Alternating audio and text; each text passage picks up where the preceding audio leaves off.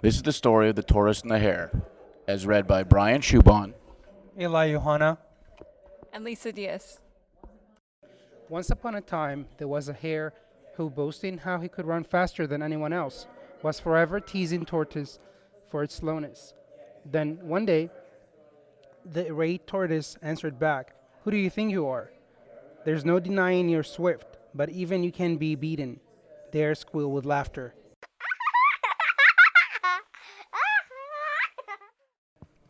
Beaten in a race? By whom? Not you, surely. I bet there's nobody in the world that can win against me. I'm so speedy. Now, why don't you try? Annoyed by such bragging, the tortoise accepted the challenge. A course was planned, and the next day at dawn they stood at the starting line. The hare yawned sleepily as the meek tortoise trudged slowly off. When the hare saw how painfully slow his rival was, he decided, half asleep on his feet, to have a quick nap. "Take your time," he said. "I'll have 40 winks and catch up with you in a minute." The hare woke with a start from a fitful sleep and gazed around, looking for the tortoise. But the creature was only a short distance away, having barely covered a third of the course. Breathing a sigh of relief, the hare decided he might as well have breakfast too, and off he went to munch some cabbages he had noticed in a nearby field. But the heavy meal and the hot sun made his eyelids droop. With a careless glance at the tortoise, now halfway along the course, he decided to have another snooze before flashing past the winning post.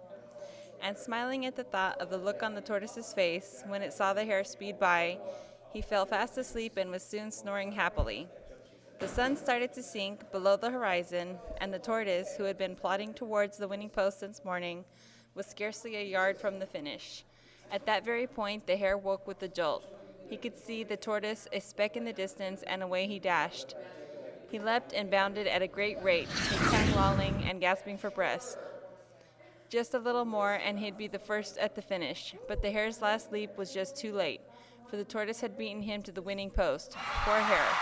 Tired and in disgrace, he slumped down beside the tortoise, who was silently smiling at him. "Slowly does it every time," He said. The moral of this story, kids: slow and steady wins the race. Thank you for listening.